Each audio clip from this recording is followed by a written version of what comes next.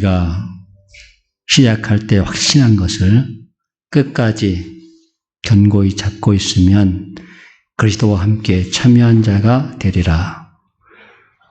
찬양을 받으시옵다 하신 하나님 아버지, 우리가 어쩌다가 하나님의 큰 사랑을 깨달아서 하나님 앞에 찬양과 영광을 돌리고 싶어하는 열망으로 가득 차 이렇게 복된 자리에 함께 나올 수 있도록 성령님께서 인도해 주심에 진심으로 감사를 드립니다. 하나님, 이 시간 엎드릴 때, 하나님 앞에 엎드릴 때 우리 예수 그리스도가 나의 구주 되심과 나의 주님 되심을 고백하게 하여 주셔서 성령으로 아니하고는 어떤 누구도 예수를 주시라 할 수 없다고 했습니다. 성령님께 붙잡힌 자들만 우리 심령 깊은곳에서부터 우리 생명 근원에서부터 예수님을 나의 주님이라고 고백할 수가 있습니다. 그렇게 예수님이 나의 주님 되심을 고백하는 무리들이 주님 앞에 함께 모여서 예배합니다. 성령님이 얼마나 기뻐하시고 우리를 사랑하시는지 그것을 함께 고백할 수 있게 하셔서 참으로 감사를 드립니다. 이 시간 축복해 주시옵소서. 함께하여 주시옵소서. 말씀으로 인도하여 주시고 말씀 가운데 거하였나 우리 자신을 돌아다보며 하나님의 그 큰 사랑 앞에 다시 한번 우리를 내려놓을 수 있는 복되한 시간 되도록 성령님께서 주관해 주시옵소서. 감사합니다. 하나님, 예수님의 이름으로 기도합니다. 아멘. 시편 107편 1절부터 16절까지 교독하시면서 우리 신앙을 하나님 앞에 고백하시겠습니다. 여호와께 감사하라. 그는 선하시며 그 인자하심이 영원하미로다.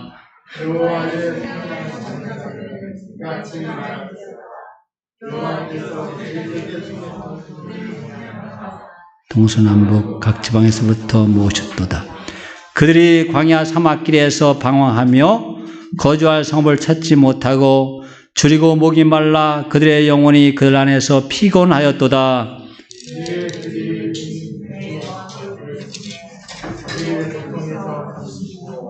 또 바른 길로 인도하사 거주할 성읍에 이르게 하셨도다. 여호와의 인자하심과 인생에게 행하신 기적으로 말미암아 그를 찬송할지로다.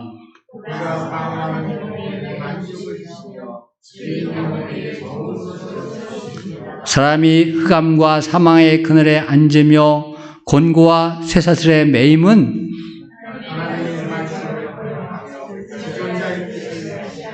그러므로 그가 고통을 주어 그들의 마음을 겸손하게 하셨으니 그들이 엎드러져도 돕는 자가 없었도다.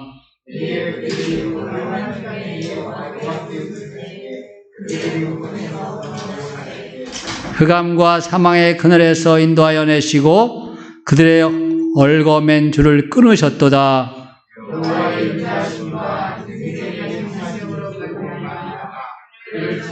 다 같이 그가 논문을 깨뜨리시며 세빗장을 꺾으셨음이로다. 아멘.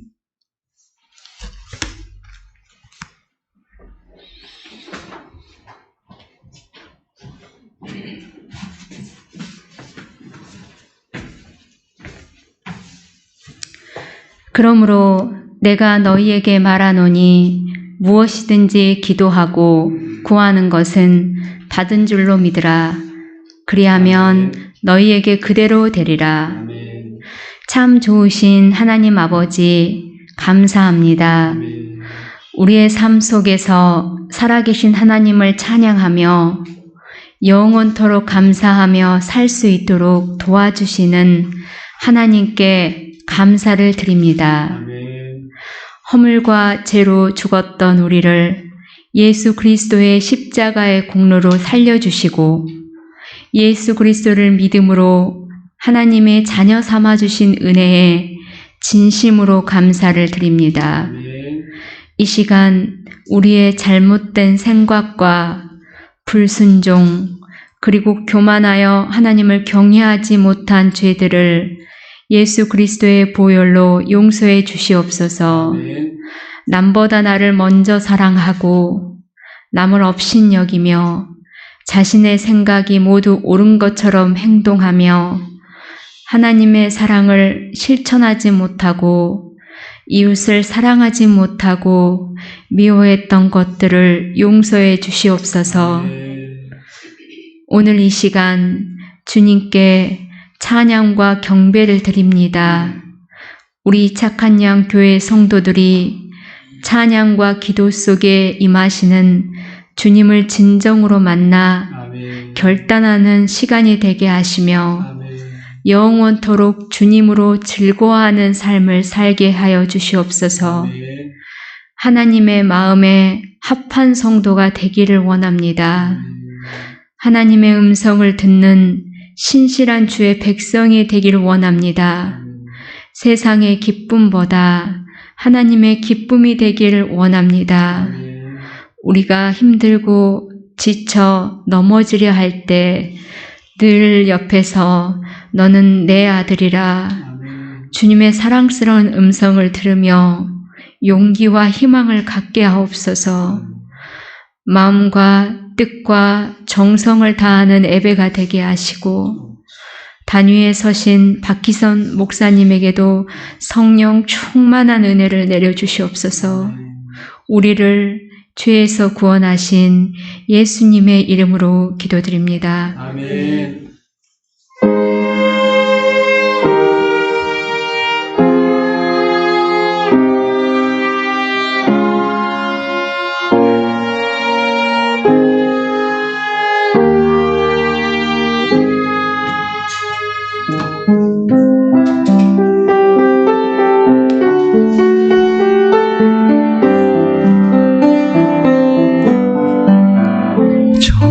정결한 마음 주시옵소서.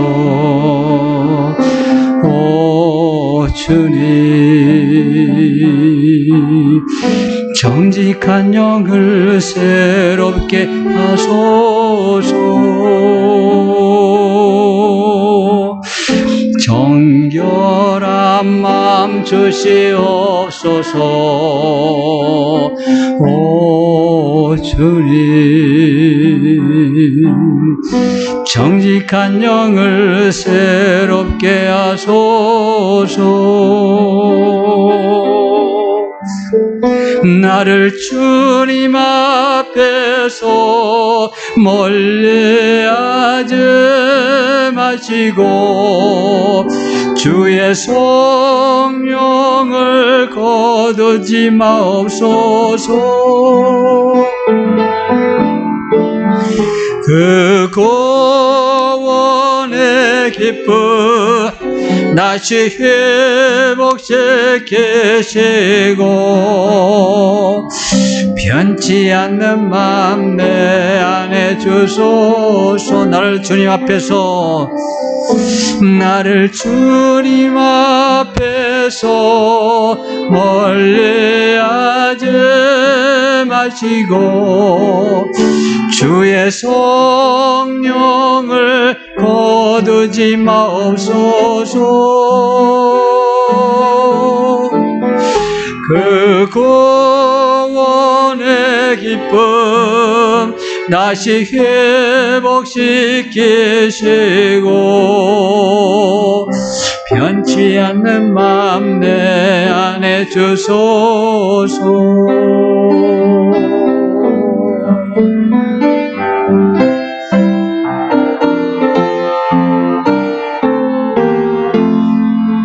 놀라운 그 이름, 놀라운 그 이름, 놀라운 그 이름, 예수 내 주, 전능의 왕이요 만물의 주시니 놀라운 그 이름, 예수 내 주, 선하신 목자, 영원한 반석, 전능의 하나님,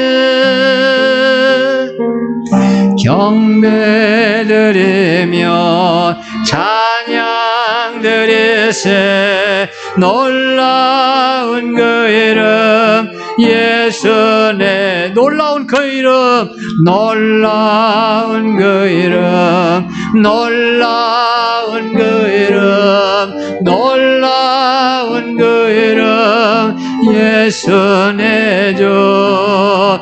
전능의 왕이요 만물의 주시니 놀라운 그 이름, 예수 내 주. 선하신 목자 또 영원한 반석, 전능의 하나님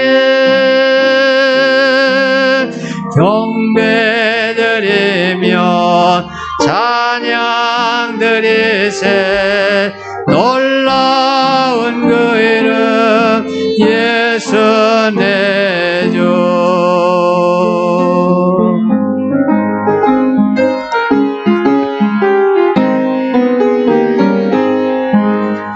강물같이 흐르는 기쁨 성령 강림함이라.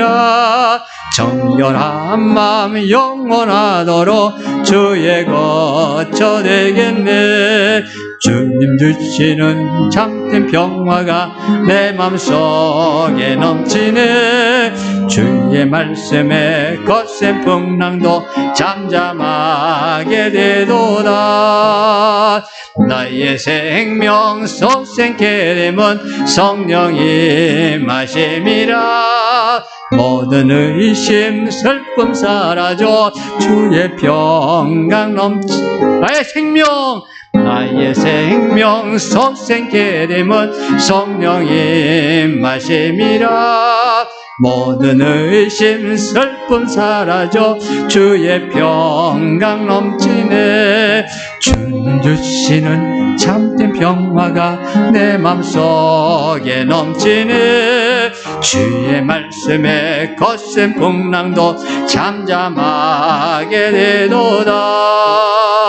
놀라우신 주의 은혜로 그의 얼굴 뵙겠네. 평화로운 안식처에서 영원토록 쉬겠네. 주님 주시는 참된 평화가 내 맘속에 넘치네. 주의 말씀에 거센 풍랑도 잠잠하게 돼. 주님 주시는 참된 평화가 내 맘속에 넘치네. 주의 말씀에 거센 풍랑도 잠잠하게 되도다.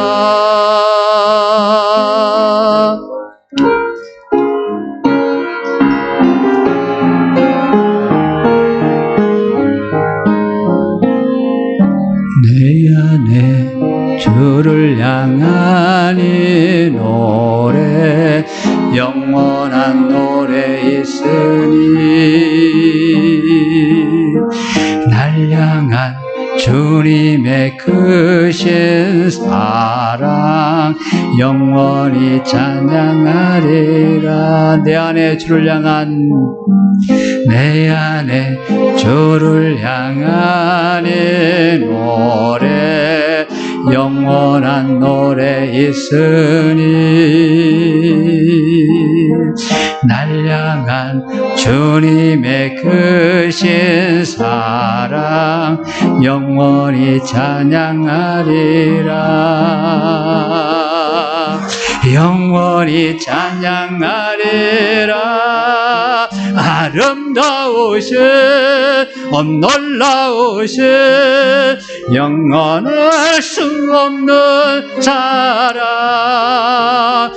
위대하신 하나님의 사랑 영원히 찬양하리. 십자가 그 사랑 찬양하리. 날 구원하신 그 사랑 내 삶을 드려 찬양하리라. 놀라우신 주의 사랑 영원히 찬양하리라. 아름다우시 놀라우시 영원할 수 없는 사랑, 오 위대하신 하나님의 사랑 영원히 찬양하리. 아름다우신 놀라우신 영원할 수 없는 사랑, 오 위대하신 하나님의 사랑 영원히 찬양하리. 아름다우신 놀라우신 영원할 수 없는 사랑, 오 위대하신 하나님의 사랑 영원히 찬양하리.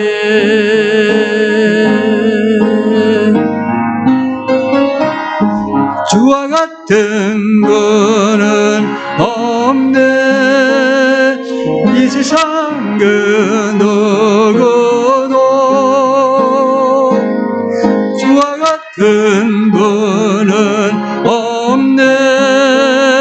누구도 이길 수 없네. 주와 같은 분은 없네. 이 세상 그 누구도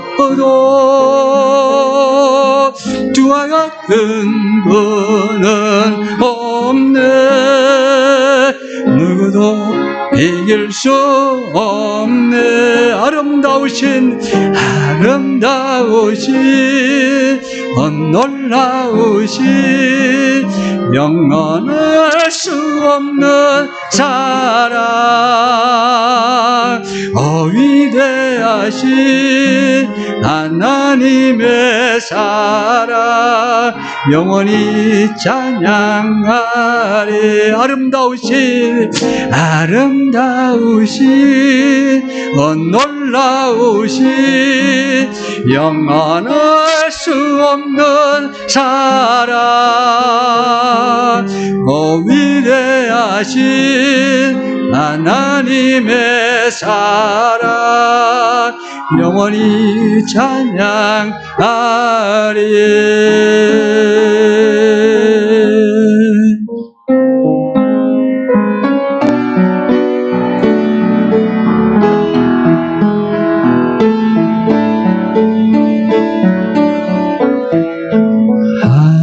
하나님의 사랑을 사모하는 자, 하나님의 평안을 바라보는 자, 너의 모든 것 창조하신 우리 주님이 너를 얼마나 사랑하시는지 하나님께 찬양과 경배하는 자, 하나님의 선하심을 닮아가는 자, 너의 모든 것 창조하신 우리 주님이 너를 자녀 삼으셨네. 하나님 사랑의 눈으로 너를 어느 때나 바라보시고 하나님 인자한 그로서 언제나 너에게 기울이시니 어둠에 밝은 빛을 비춰주시고 너의 작은 신음에도 응답하시니 너는 어느 곳에 있든지 주를 향하고 주만 바라볼지라. 하나님 사랑의 눈으로 너를 어느 때나 바라보시고 하나님 인자한 그로서 언제나 너에게 기울이시네. 어둠에 밝은 빛을 비춰주시고 너의 작은 신음에도 응답하시니 너는 어느 곳에 있든지 주를 향하고 주만 바라볼지라.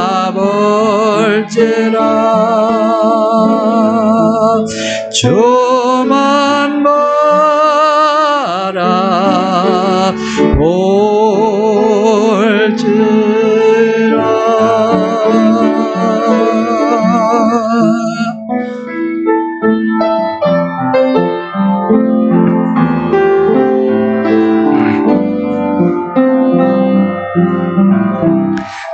엎드려 경배해 십자가 발 앞에 날 향한 그 자비. 이제는 더 이상 정죄함 없으리. 날 돕는 그 보혈. 엎드려 경배, 엎드려 경배해 십자가 발 앞에 날 향한 그 자비. 이제는 더 이상 정죄함 없으리. 날 돕는 그 보혈. 주의 자비, 주의 자비 바다처럼 깊어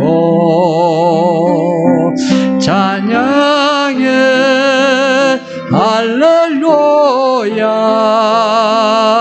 영원 영원토록. 떡과잔 들고서 우리 다 기억해 주님의 사랑을. 우리의 허물을 대신에 달리신 주님의 십자가. 주의 자비 바다처럼 깊어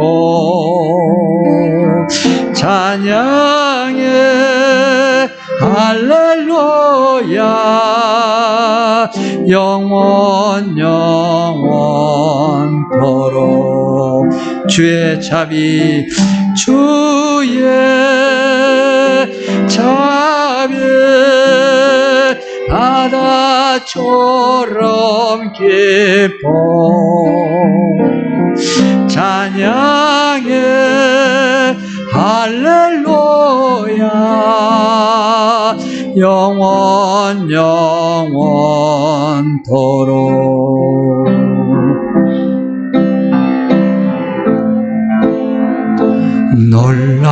놀라우신 주의 자비 내가 어찌 잊으리요. 찬양하리 할렐루야 할렐루야. 놀라우신 주의 자비 내가 어찌 잊으리요. 찬양하리 할렐루야 할렐루야. 파랑 녹트 펴서 놀라우신 주의 자비 내가 어찌 잊으리요. 찬양하리 할렐루야 할렐루야. 한 번 더 놀라우신 주의 자리에 내가 어째 저래요 찬양하리 할렐루야 할렐루야. 아멘. 주의 자비 주의 자비 바다처럼 깊어 찬양해 할렐루야 영원 영원토록.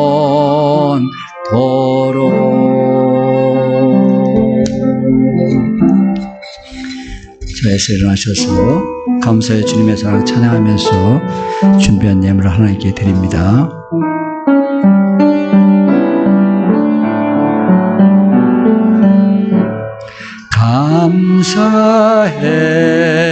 감사해요 주님의 사랑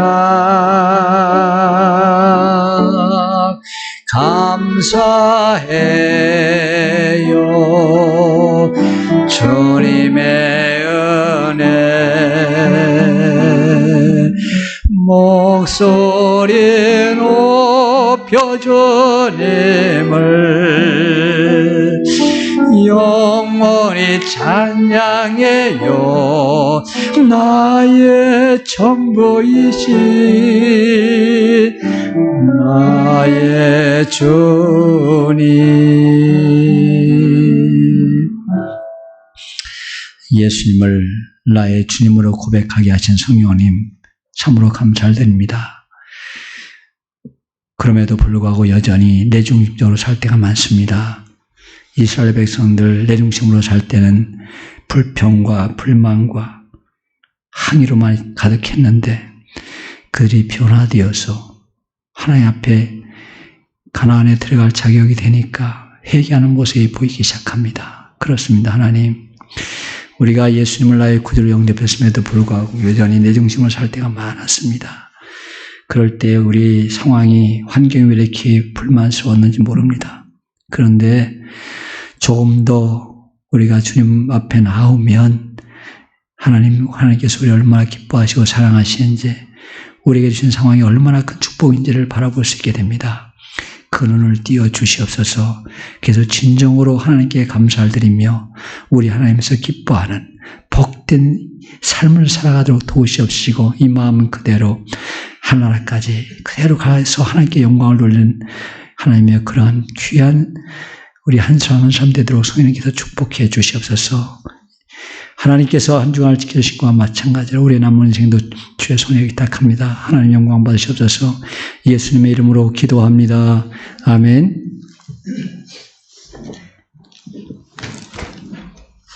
네, 하나님의 말씀 여호수아 3장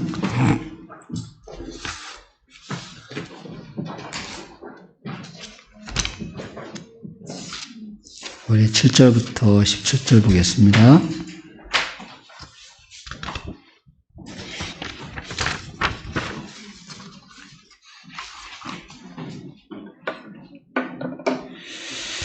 우리 같이 읽습니다.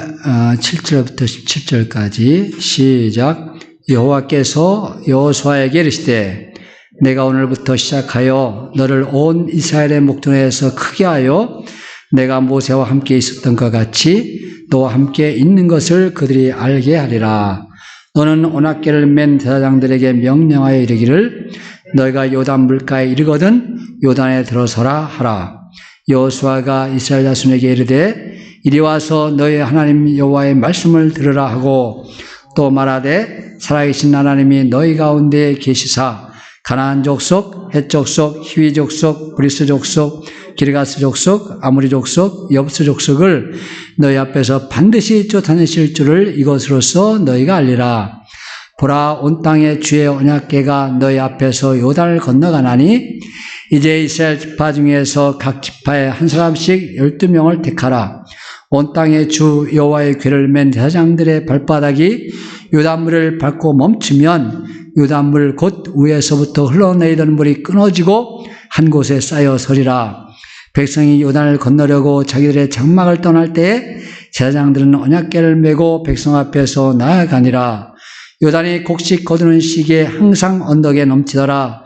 궤를 맨 자들이 요단에 이르러 궤를 맨 제사장들의 발이 물가에 잠기자 곧 위에서부터 흘러내리던 물이 그쳐서 사라단에 가까운 매우 멀리 있는 아담 성읍 변두리에 일어나 한 곳에 쌓이고 아라바의 바다 여매로 향하여 흘러가는 물은 온전히 끊어짐에 백성이 여리고 앞으로 바로 건널세. 여호와의 언약궤를 맨 제사장들은 요단 가운데 마른 땅에 굳게 섰고 그 모든 백성이 요단을 건너기를 마칠 때까지 모든 이스라엘은 그 마른 땅으로 건너갔더라. 아멘. 오직 예수님, 예수 그리스도의 은혜와 평강이 여러분들 삶 가운데 함께 있길 축원합니다. 아멘. 여호수아서는 여호수아가 주인공입니다.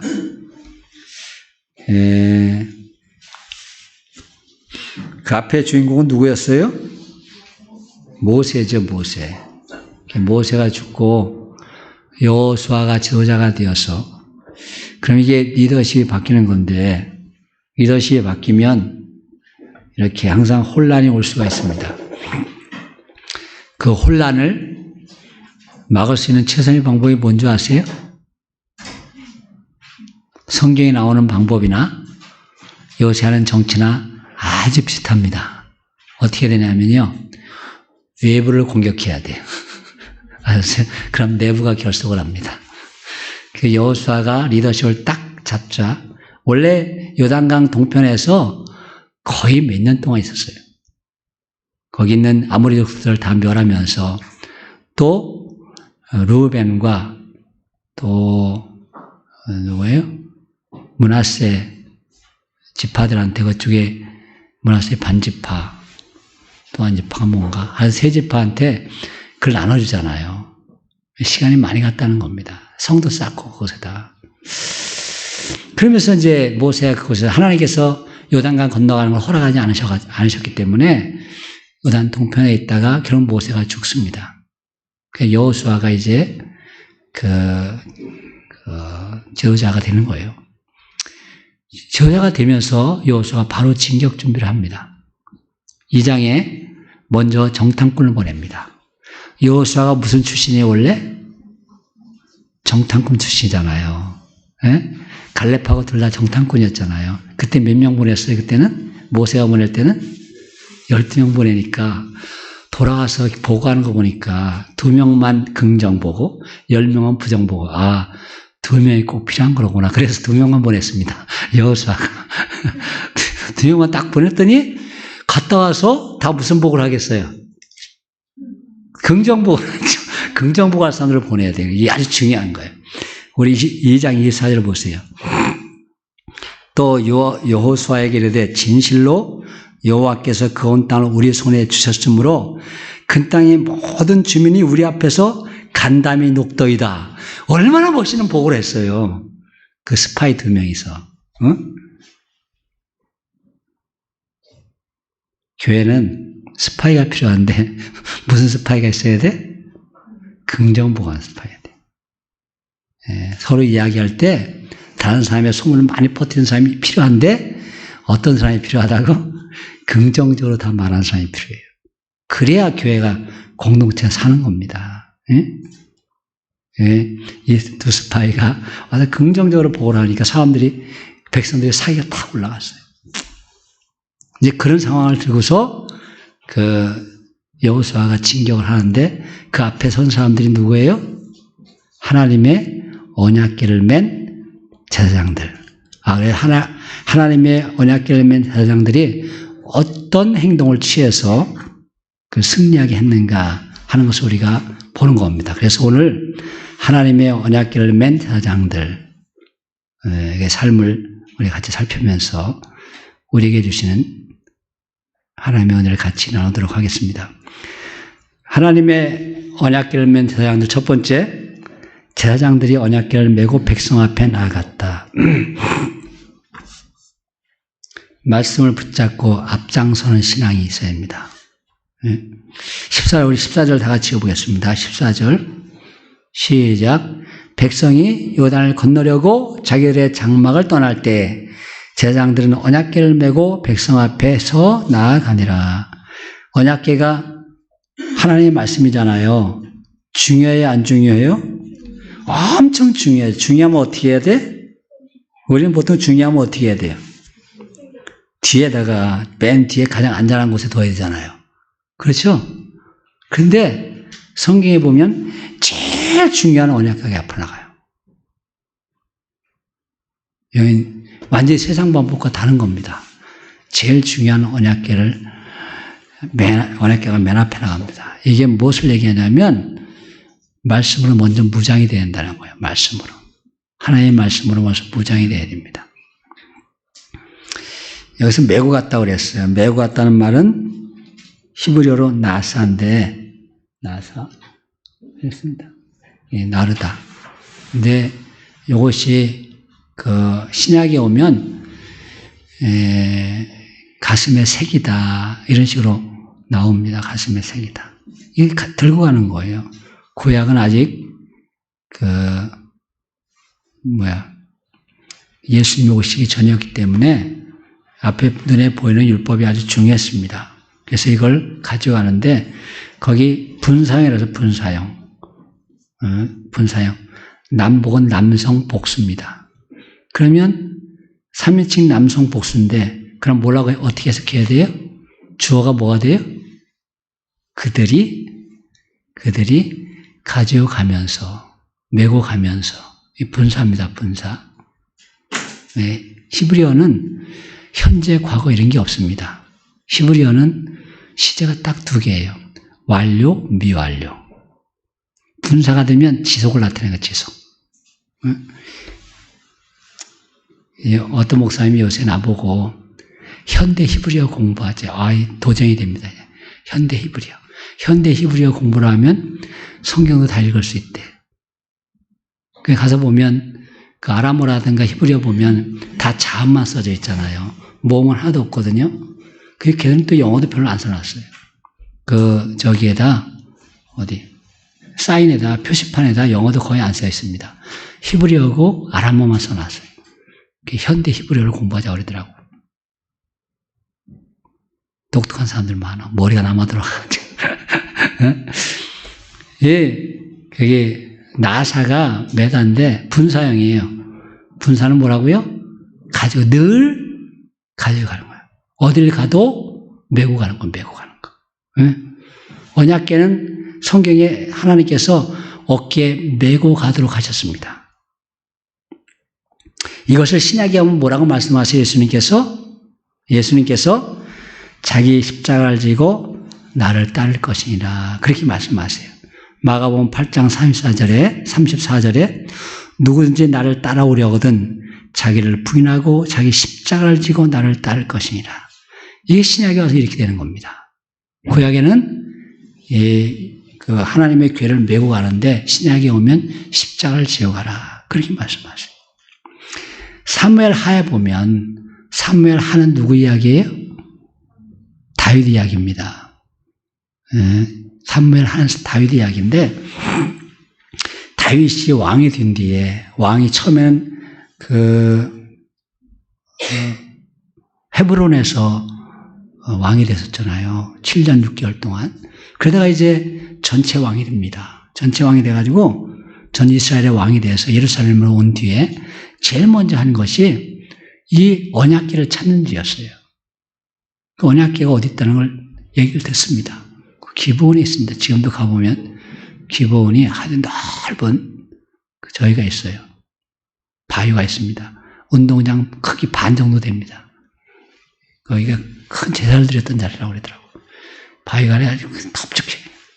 위에 좀 깎기도 했겠지만 운동장처럼 그렇게 생겼어요. 거기에 있었어요.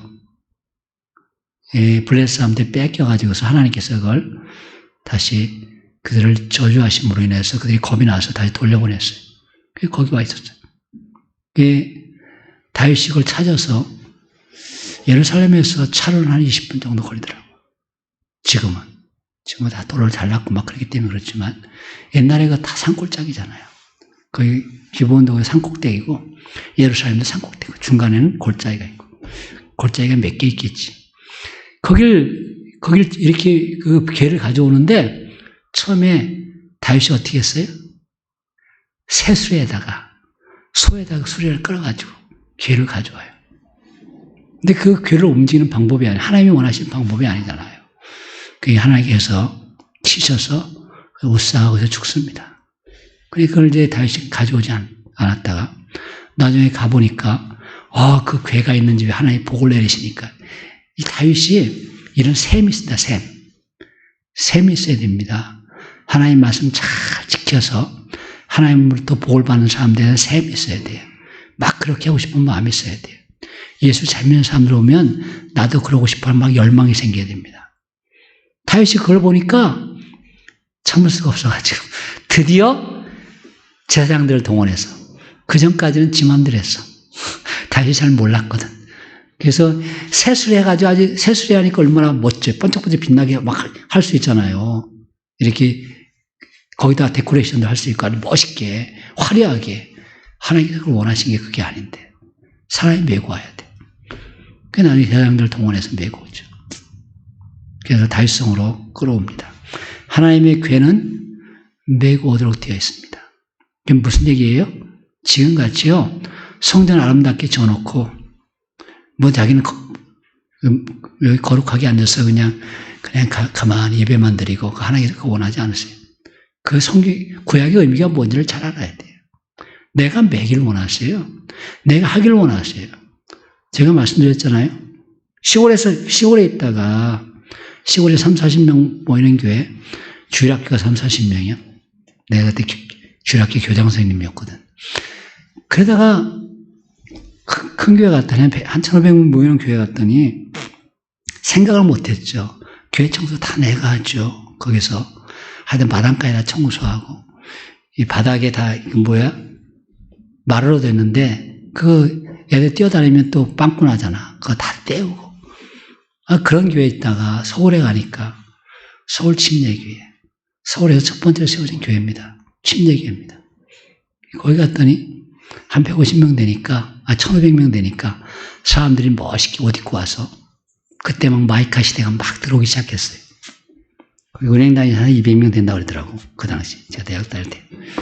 걔 예쁜 부인하고 애기 2-3살짜리 탁 손잡고 와가지고서 예배 드리고 목사님 축구가 끝나기 전에 다 도망가.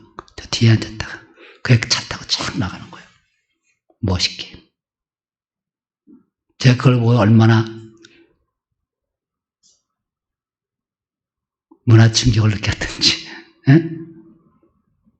그게 하나님께서 기뻐하시는 거예요? 아닙니다. 우리가 그런 경향이 지금 많이 있죠.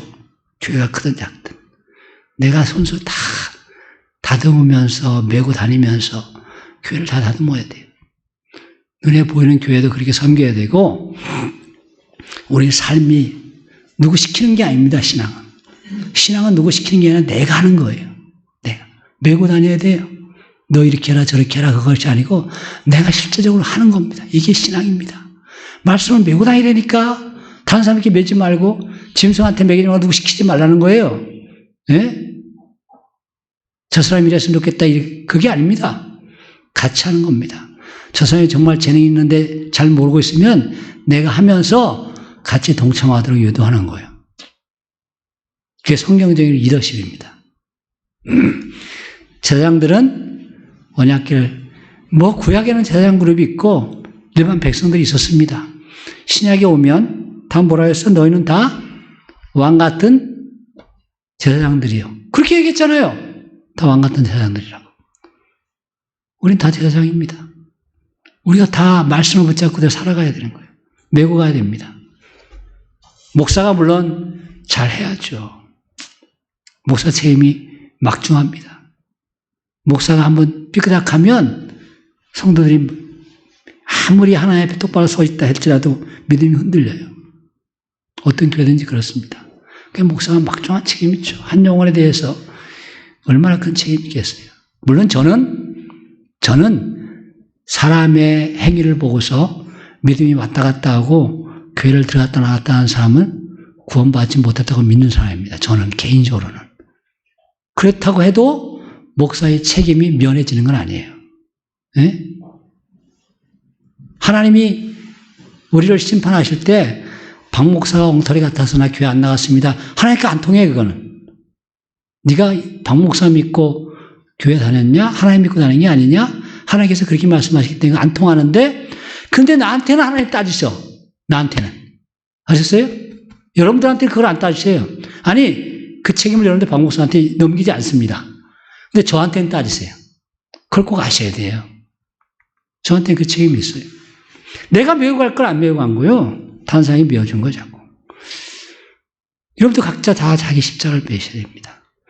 그리고 앞서 나가야 돼 이렇게. 제사장들이 하나님의 말씀 가지고 맨 앞에 나갔다고.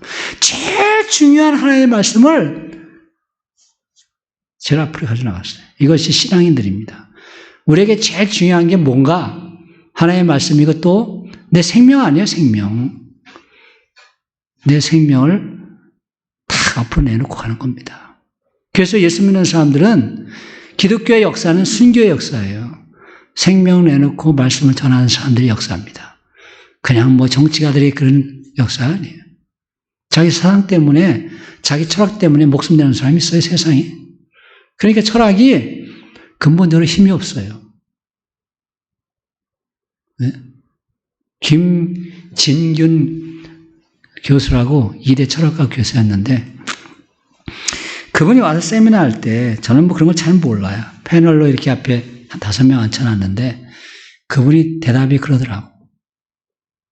학생들이 질문하니까 철학은 여기까지만 대답할 수 있습니다. 그 이상의 것은 종교한테 물어보세요. 철학은요, 대답해주는 게 너무 좁아요. 대답할 수 있는 게. 그래서 철학은 그때 제가 생각할 때, 철학은 대답해준 학문이 아니라 질문하는 학문이로구나. 질문하는 학문이다. 그 철학은 해결책이 없어요. 근데 하나님의 말씀을 메고 다니면 해결책이 나와요. 말로서 설명하는 게 아닙니다. 하나님의 말씀은. 내가 그 말씀을 붙잡고 살아가는 겁니다. 그럴 때 사람들에게 생명이, 나도 살고 사람들도 살고. 예수님도 친히 본을 보이셨잖아요. 친히. 요한복음 13장 14절 15절 보면 내가 주와 또는 선생이 되어 너희 발을 씻겼으니 너희도 서로 발을 씻어주는 것이 옳으니라. 내가 너에게 행한 것 같이 너희도 행하게 하려 하여 본을 보였노라. 말씀을 붙잡고 말씀을 품으십시오.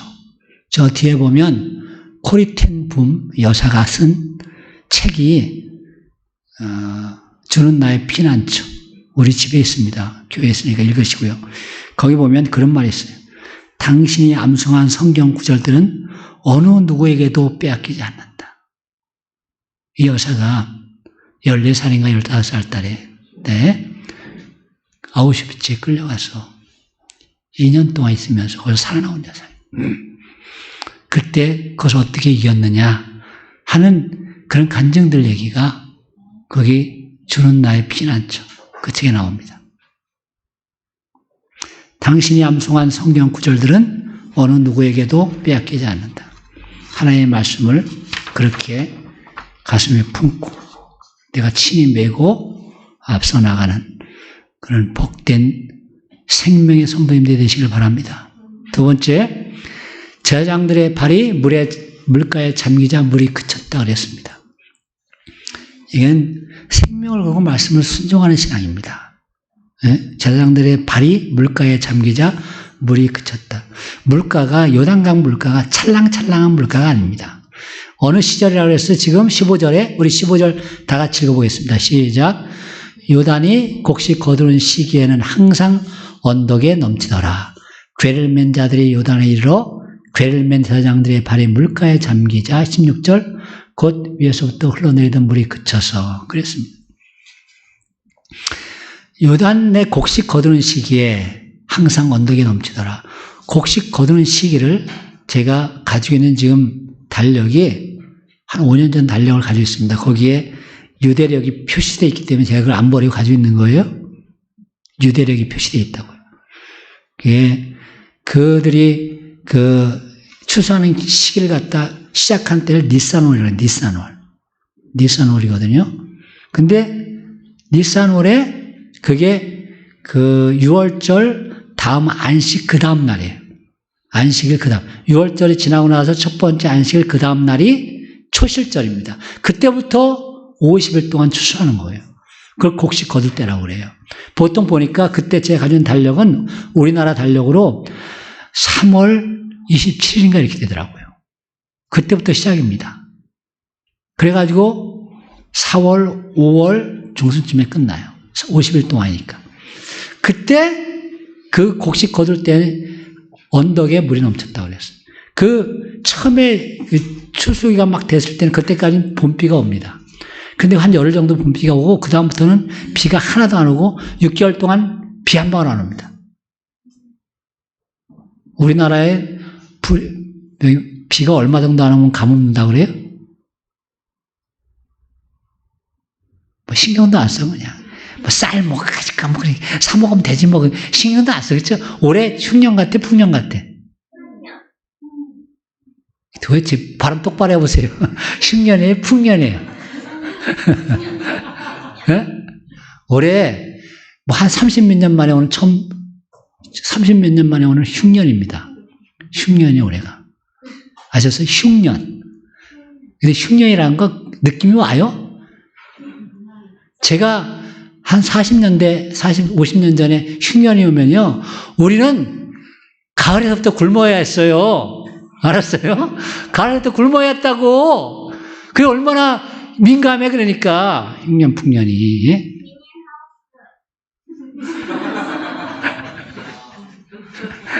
그래, 고마워, 알려줘서. 근데 이제 그렇게 농사 짓게. 그래서. 근데 요새는 뭐, 흉년, 풍년. 올해 쌀이요, 1년 먹을 만큼이 안 나옵니다, 올해. 그런 애가 거의 없어요. 그런데 지금 남아있는 쌀이 작년께 100만 톤은 더 남았대. 그래서 걱정하지 말라 하는, 그래도 열심히 먹어도 한 50만 톤 남는데, 걱정하지 말라는데, 지금 우리가 지금 이런 세상에 살고 있어요. 그러니 뭐 여기 뭐 곡식 거둔 시가 뭔지 알게 뭐 여기 관심도 없지. 그런데 그때는 사실 곡식 거둔 시기 한 열흘까지는 봄비라고 그래서 늦은 비라고 그래요. 비가 가끔 온다고 그래요. 이제 안 오기 되게 안 오는데 거기다가 자 3월 말부터 시작하면 4월, 5월 되면 자꾸 기온이 올라가잖아요. 이스라엘 제일 높은 산 일이 뭐라 그랬어요? 헐몬산이에요. 헐몬산. 백두산에. 우리나라 백두산은 2,744m인데 그거는 2,768m예요. 우리나라 백두산보다 더 높습니다. 한 20여 미터 더 높습니다. 그런데 그 산에 이 눈이 녹기 시작해요. 그때부터 4월 달쯤에 눈이 녹아서 아주 그때가 제일 요단 강물이 풍성할 때라고 합니다. 그러니까 비는 안 오는데 강물은 넘쳐. 근데 보세요. 눈이 녹아서 내리는 물이 어떻겠어요? 엄청 차겠죠. 거기에 물을 담그는 거예요. 거기에 물을 담그. 그 센 물살에 그 차가운 물에 물을 담그는 거예요. 생명을 건 거라고 그래요. 네? 생명을 건 말씀에 대한 순종입니다. 제사장들이 그렇게 하니까 하나님의 역사가 일어나는 거예요. 그 왜 그렇게 했느냐, 제사장들이 8절에 보면, 본문에 오늘 8절에 보면, 너는 언약궤를 맨 제사장들에게 명령하여 이르기를 너희가 요단 물가에 이르거든 요단에 들어서라 하라 그랬습니다. 그러니까 이 하나님께서 여호수아에게 명하신 그 명령을 그대로 순종한 겁니다. 이 말씀에 순종하는 거예요. 이 말씀을 순종하는 것은요, 하나님의 말씀이 우리 이성적인 걸로는 엉뚱해요. 많은 경우가. 엉뚱하다는 건 뭐냐면 내가 생각하는 것 이상의 것을 늘 하세요. 근데 그건 대부분 용기가 필요합니다. 그래서 그 말씀을 듣고 말씀을 행할 땐 반드시 누구의 도움이 필요하다고? 예, 성령님의 도움이. 그래서 성령님을 보혜사라고 하는 거예요. 보혜사가 뜻이 뭐라고요? 헬퍼, 쉽게. 돕는 분이라고. 우리가 하나님의 말씀을 절대 우리 의지로는 못합니다. 예수 믿는 사람들이 하나님의 말씀 순종하는 것이 이게 내 의지로 되는 게 아니에요. 절대 안 됩니다. 성령님의 도우심이 있어야 돼요. 물론 우리가 의지로 하는 것처럼 느껴질 때가 있어요. 근데 그거는 어떤 사람들이야? 아직 믿음이 어린아이 같은 사람들, 자기 힘으로 뭔가 된 것처럼 생각하면서 하는 사람들. 근데 믿음이 좀 된 사람들은 자기가 뭔가 하는 것 같이 하는데 이게 하나님의 도우심 때문에 하는구나 하는 것을 고백하게 돼요. 실제적으로는 또 내 힘으로 도저히 불가능하게 느껴지는 것도 많아요. 근데 하라고 그러세요. 그때 순종하는 거. 이걸 갖다가 목숨을 건 순종이라고 그래요. 하나님의 말씀을 순종할 때는요, 많은 경우 목숨을 걸어야 할 때가 있습니다.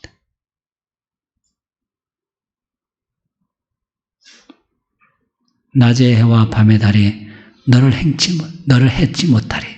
아까 우리 주일학교 찬양을 할 때 무슨 낮의 해와 밤의 달이 해치 못해. 그런 걸 당해봤어야 알지. 당해봤어. 내가 그렇게 얘기했는데 우리 학교 다닐 때 제가 학교는 비정규 학교인데 중학교는 그래도 학교는 다녔어요. 근데 그 다닌 길이 신장로가 4km예요. 신장로. 근데 그때 버스비가 250원인데 250원. 라면이 40원이거든요. 애들이 그럼 어떻게 하냐면 버스비 250원 안 내고요. 라면 사 먹었어요. 그래 그걸 걸어와.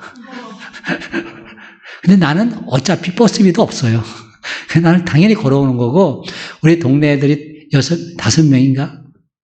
4명인가? 아직 같이 다녔는데 그런 다 버스비가 있는데도 다 라면 사 먹고 걸어와, 걔들은. 그게 나 따라.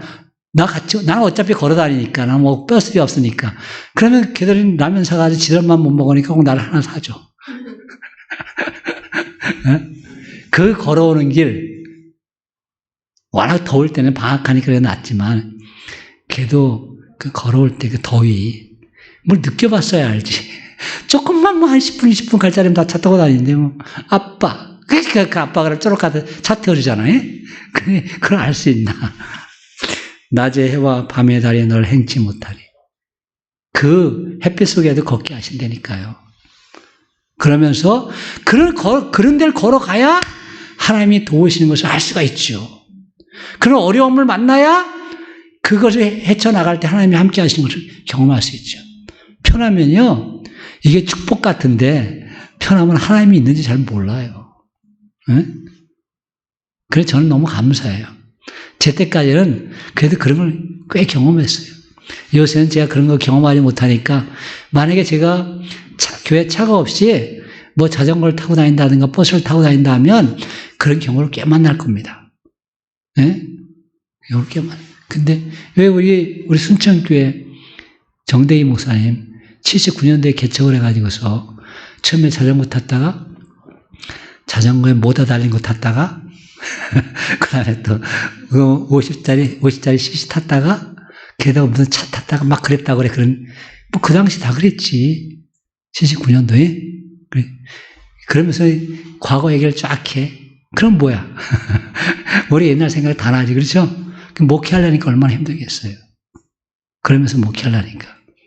1년에 헌금이 17만 원 나왔대나. 그런 얘기 하더라고. 그러니까 하나님이 함께 하시는 걸 알지, 더. 그럼 어려운 과정을 거치면서, 하나님이 함께 하시는구나. 하나님이 도우시는구나. 그게 굶어 죽지 않고 애기들 둘 키우면서 살았잖아, 지금까지. 기적 아니에요, 기적. 지금 생각해보면. 저는 그 당시 대학 다니면서 한 달 과외비가 15만 원인데, 요새도 과외비가 별로 안 비싸대, 또. 요새 얼마 받아요? 그 당시도 15만 원 받았어요. 좀 더 받은 데는 한 25만 원 받고. 그런데 하여튼 한 1년 헌금이 17만 원 나왔대. 그 기적이지. 그런 어려움을 겪어야 하나님이 함께 하시는 것을 알 수 있고, 그 어려움 가운데 하나님의 명령을 순종해야 하나님이 도우신 것을 알 수 있지. 그 차가운 센 물 사이 속에 한 4, 5m 된다 그래. 저희가 강물 깊이가. 근데 거기 들어가는 거예요. 그러니까 물이 멈추지, 그러니까. 그런 기적을 경험하는 거지. 신앙을요, 신앙은 어드벤처라니까. 모험이에요, 모험. 내가 계획하고, 그러면 안전하게 잘 가긴 하는데, 감사가 별로 없어요, 그러면은. 그렇다고 일부러 만들라는 건 아니지만, 말씀에 순종하다 보면, 많은 경우가 모험이라고요. 그거 안 하면, 그냥 살아요, 그냥 사는데, 하나님이 함께 하시는 건 잘 몰라. 뒤에 있는 백성들, 따라와서 같이 건너가. 근데 그 사람들 어디로 건너가? 마른 땅으로 건너가잖아요. 물이 멈추는 건 모르지. 우리가 어떤 신앙생활 하기는 원해요. 근데 우리 대개 다 안락하고 편안한 신앙생활을 원해요. 세상은 그걸 원해. 그럴 때 그걸 준다. 마귀가 너 그걸 그러니까 나 따라와라. 그거 아니에요. 일상의 재물을 다 너에게 줄게. 우리 그걸 원한다니까요. 신앙은 그런 스타일을, 그 스타일의 삶을, 그게 신앙이 아닙니다. 그럼 시제의 세상이, 하나님이 있는지 없는지도 모르고 살아가. 요새 크리스찬들이 그래요. 제가 그러고 있어요, 제가. 예? 근데 하나님께서 원하시는 것은 물속에 들어가라요. 물속에 들어가. 차갑고 빠른 물결 흐르는 그 요단강 물속에 들어가라.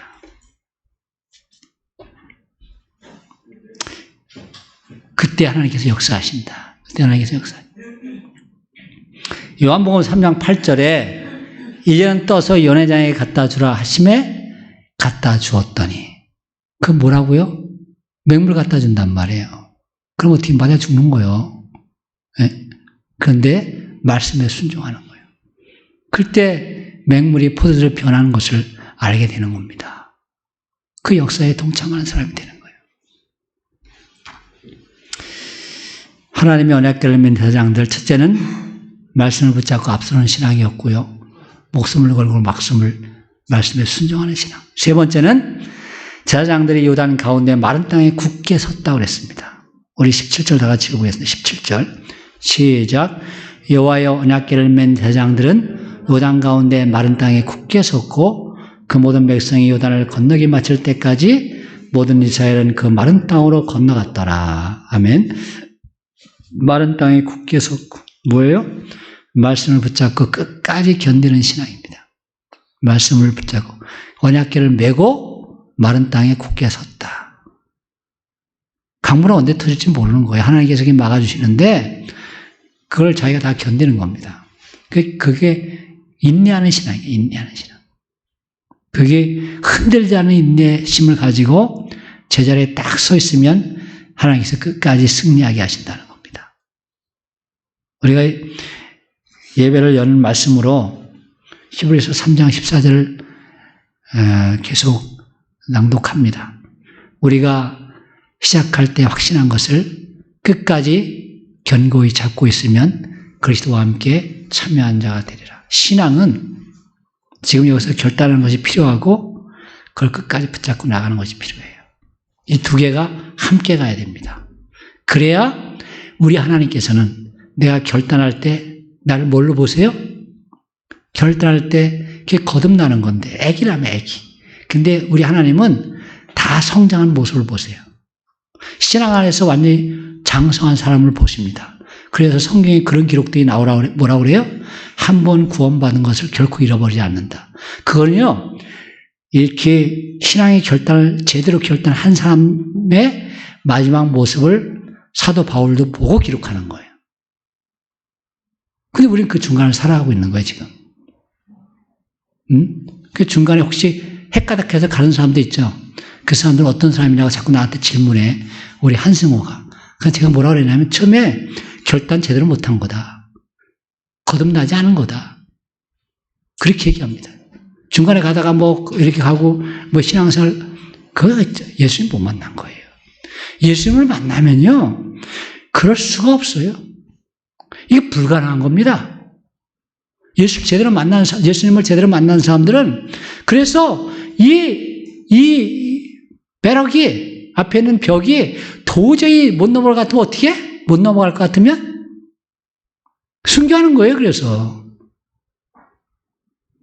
한 번 예수 믿겠다고 제대로 결단한 사람, 그리고 예수님이 내 안에 들어와 있는 사람들은요 중간에 변할 수가 없어요. 변할 수가 없어요. 근데 우리 현실은 그런 사람들이 많거든. 근데 그게 나하고 아주 가까운 사람이 그러니까 더 고민이 돼. 그럼에도 불구하고 저는 구원받지 못했다고 저는 그렇게 얘기합니다.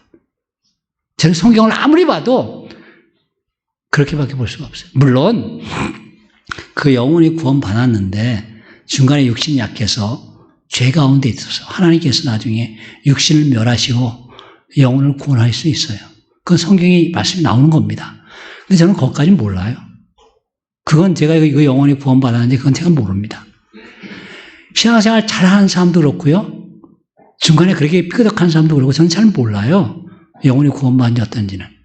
예? 근데 왜? 성경에 보니까 제가 성경 질문에 그런 게 있거든요. 부자와 또 누구 있어요? 부자와 또 누구 이야기가? 부자와 나사로 이야기 있잖아요. 그 나사로 이름이 어디에 기록된 사람 같아요? 그 나사로 이름이 생명책에 기록됐지. 부자는 생명책에 이름이 없으니까 이름이 없고, 그러니까 부자는 지옥 간 거고, 성경에 보면 나사로는 아브라함 앞에 갔지. 생명책에 기록됐으니까. 겉모양은 어떻게 돼? 쭈글쭈글 하잖아. 다 병 들어가지고 몸이 다 해지고 얼마나 불쌍해. 근데 우리는 이상하게 그런데 우리는 그 말씀을 보면서 부자 나쁜 놈이라고만 하고 부자 나쁜 놈이라고 그러죠. 그렇죠? 근데 나는 누가 되고 싶어? 나는 부자가 되고 싶어 하잖아. 이런 참 우리가 성경 얘기 잘 봐야 돼. 성경 얘기 잘 봐야 돼. 겉으로 봤을 때 육신이 쭈글쭈글한 거 하나님 나라하고 아무 관계가 없어요. 아셨어요? 그걸 다른 식으로 이렇게 적용을 하자면 세상에서 멋지게 신앙생활하는 거 아무 의미 없습니다. 세상에서 예수 믿고 신앙생활을 해야 돼요. 아셨어요? 멋진 거 아무 소용 없습니다. 세상에서 예수 믿어야 돼요. 그래야지 생명체에 기록되는 거예요. 아무리 쭈글쭈글 하더라도. 그 신앙을 확실하게 탁 붙잡고 있는 그 장면을 좀 얘기하는 거예요. 마른 땅에 굳게 서 있다. 굳게라는 말도 이게 부사로 되어 있잖아요, 여기에. 근데 이 자체도 확고하다, 견고하다, 이런 동사에서 온 겁니다. 네? 그러니까 확고하게 서 있다 이 뜻이에요. 확고하게 서 있다. 우리가 하나님의 말씀 가운데 확고하게 서서 끝까지 다른 사람 다 건너갈 때까지 그것이 하나님의 말씀을 맨 신앙인들, 하나님의 말씀을 품은 신앙인들, 십자가를 진 신앙인들, 그 사람들이 역사를 이루는 주인공입니다. 오늘 제가 하나님의 언약궤를 맨 제사장들, 이 제사장은 구약시대엔 제사장일지 모르지만 신약시대에는 모든 성도들을 얘기합니다. 모든 예수 믿는 사람들, 크리스찬들을 다 얘기하는 거예요. 말씀을 붙잡고 앞서는 신앙, 말씀에 생명을 걸고 순종하는 신앙, 말씀을 붙잡고 끝까지 견디는 신앙. 이 신앙이 하나님께서 기뻐하시는 신앙, 이스라엘 백성을 살리는 신앙, 그런 귀한 신앙의 자세인 줄 믿습니다. 기도하겠습니다. 하나님, 생명의 말씀, 그 말씀을 깨달아 알면 그렇게 살고 싶어하는 열망이 생깁니다. 그럴 때 성령님께서 역사하십니다. 성령님이 함께 하십니다. 우리 착한 양교회가 그런 귀한 성도들로 가득하도록 성령님께서 함께하여 주시옵소서. 예수님의 이름으로 기도합니다. 아멘.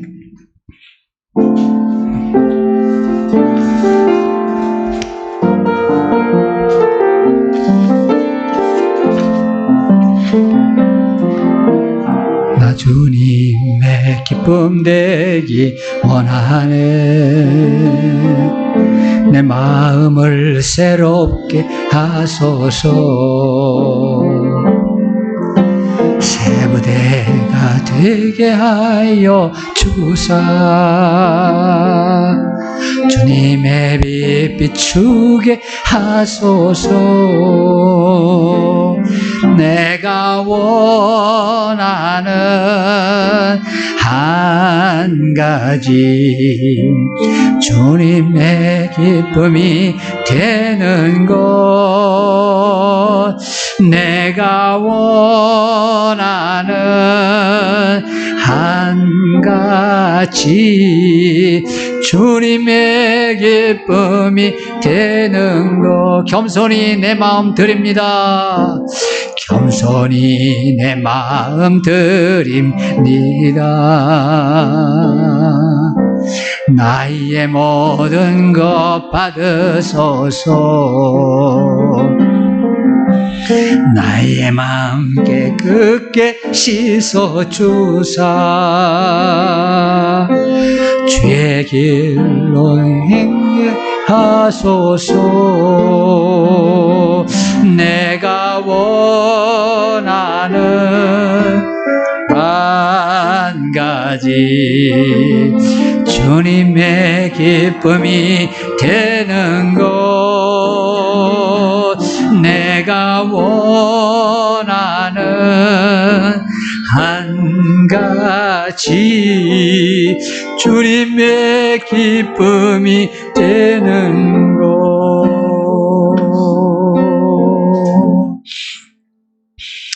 그리스도의 제자 자격 세 번째, 네 번째, 죄에서 떠남. 요한일서 2장 15, 16절. 다 같이 하겠습니다. 시작. 이 세상이나 세상에 있는 것들을 사랑하지 말라. 누구든지 세상을 사랑하면 아버지의 사랑이 그 안에 있지 아니하니 이는 세상에 있는 모든 것이 육신의 정욕과 안목의 정욕과 이생의 자랑이라. 온 것이 아니요 세상으로부터 온 것이라. 요한일서 2장 15, 16절 말씀. 로마서 12장 2절 시작. 너희는 이 세대를 본받지 말고 오직 마음을 새롭게 함으로 변화를 받아 하나님의 선하시고 기뻐하시고 온전하신 뜻이 무엇인지 분별하도록 하라. 로마서 12장 2절 말씀. 여러분들이 너무 익숙한 말씀인데 방송하시면서 하여튼 제가 목사로서 이 시대에 하나님의 말씀의 의미대로 좀 잘 선포할 수 있도록 이게 많은 사실은 용기가 필요합니다. 예. 우리는 그렇게 해서 기도해 주시고요. 또 여러분들 이 말씀 묵상하면서 이 세대를 본받지 말고 나 이 세대 지금 어떻게 살아가고 있나? 정말 하나님의 의도하신 그 말씀 가운데 살아가고 있나? 아니면 하나님의 말씀도 내 욕심을 채우는 방법으로 해서 살아가고 있지 않나? 이걸 늘 이 말씀을, 특별히 로마서 12장 2절 말씀을 거울로 삼아서 돌아다볼 수 있길 바랍니다. 오늘이 11월 1일입니다. 11월 1일. 2020년이 이제 몇 달 남았어요? 딱 2달 남았죠? 야, 얼마나 좋습니까? 2달 지나면 또 2021년이네. 하나님 나라 갈 날이 점점 가까워지니까 큰 소망이죠? 네. 우리 이번 주 토요일 날 우리 이은영 자매하고 종원이 자매가 참 임용시험 봅니다. 기도해 주시고요. 또 격려해 주시고 좋은 결과 있기를 바랍니다.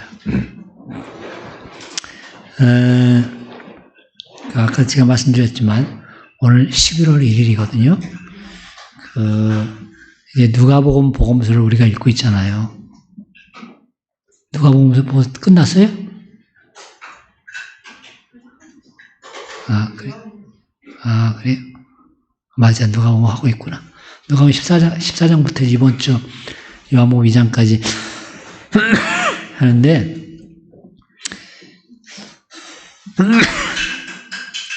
좀 한번 해보세요. 잘 안 하시는 분들 끝까지 한번 해보라고. 성경에는 끝까지 한번 해보세요. 제일 열심히 하는 것이 우리 은희가 제일 열심히 합니다. 너무 은희는 벌써 지난주 거 갖다 냈습니다. 감사한데 사람이 바빠야 사실 성경 더 봅니다. 빌 하이벨스 목사님이 쓴 책이 뭐라고요? 너무 바빠서 기도합니다. 알죠? 바쁘지 않은 사람들은 기도도 안 합니다. 바쁘지 않은 사람들은 성경도 안 봅니다. 바쁘게 내 삶을 드라이빙 해나가는 사람들, 그런 사람들이 성경 보는 시간도 귀하게 여깁니다. 알죠? 기도하는 시간도 귀하게 여기고요. 바쁨이 없는 사람들은 기도하지 않습니다. 성경도 안 봅니다. 제가 바쁘다는 것은 그냥 뭐가 채쳐가지고서 자기 의지가 아니고 어떤 상황이 이래가지고 그런 바쁨, 그건 시시한 거예요. 그건 또 그렇게 할 수 있어요? 걔도 쫓아보세요. 얼마나 빨리 도망가는 거예요. 저가 잘 들었어야 돼요, 항상. 우리가 그 수준이 되면 안 돼요. 인간은요, 시간을 내가 컨트롤하고, 시간을 내가 얘기해 나가야 돼요. 드라이브 해 나가야 돼요. 그래야 바쁘게 만들어야죠, 자신을. 잠자는 시간도 아주 바쁘게 자도록 8시간 동안. 그래야지 푹 자지, 그런 게 자꾸. 근데 시간이 많으면 강아지같이 돼버려요. 이런 사람은 아주 불행한 겁니다. 그래, 할 수 없이 직장에서 이렇게 하니까 할 수 없이 바쁘게, 그거 바쁜 게 아니에요. 그건 쫓겨다니는 거지. 불쌍한 겁니다. 근데 사실 직장도요, 내 컨트롤 다 할 수 있습니다. 바쁘게 해도. 예? 스스로 바쁘게 돌아다니는 거지. 뭘 바쁘게 돌아다니기가, 밤새워가지고 춤추러 돌아다니고, 그러고, 그게 바쁘지. 그게 다 직장 사람들입니다. 거기 대학생들 별로 없어요. 요새 대학생들은 근데 잘 안 가요. 다 직장 생활하는데, 밤새가지고 춤추고 다니는데. 헬론, 무슨 귀신하고 노는 날인데, 사실은 그게. 그거 좋다고. 아이고, 참. 하나님의 말씀을 시간 딱 정해놓고, 그러게 보십시오. 이 하나님, 그러면 정말 얼마나 큰 복이 올 줄 몰라요.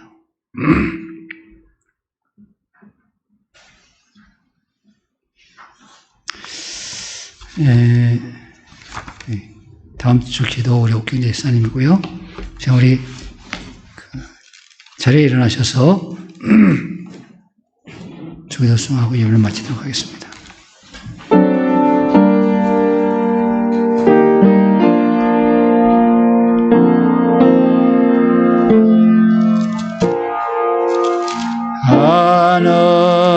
하늘에 계신 아버지 이름 거룩하사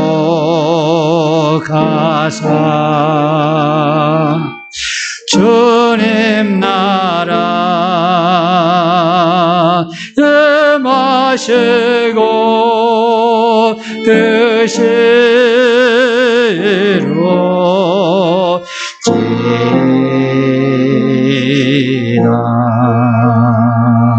일용할 양식 주시고 우리들의 큰 죄 다 용서하옵시고 또 시험에 들게 마시고 악에서 구원하소서. 주의 나라 주의 권세 주의 영원 영원히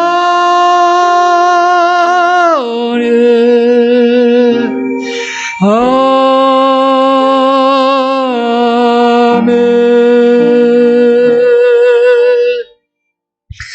우리 주 예수 그리스도의 은혜와 하나님 아버지의 놀라우신 사랑하심과 성령님의 역사하심과 함께하심이 이 시간 말씀을 통해서 하나님의 괴를 맨 제사장들이 하나님의 괴를 메고 앞서 나갔고, 그리고 하나님의 괴를 메고 물에 들어갔고, 하나님의 괴를 메고 마른 땅에 굳게 끝까지 서서 이스라엘 백성들이 다 건너기까지 했습니다. 그렇습니다. 하나님, 우리는 다 하나님의 괴를 맨 사람들입니다.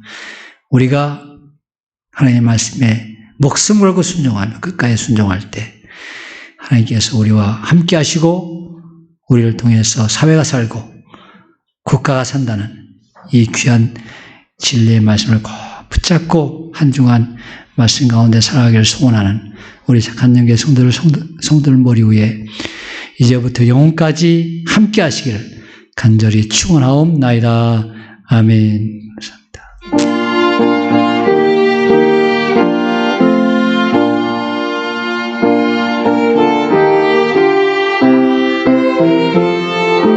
주님을 찬양합니다. 주의 능력 가운데 함께 하시는 것입니다. 주의 능력을 덮어주시옵소서. 영광 찬양 경배 받으시옵소서. 예수님 이름으로 기도합니다. 아멘.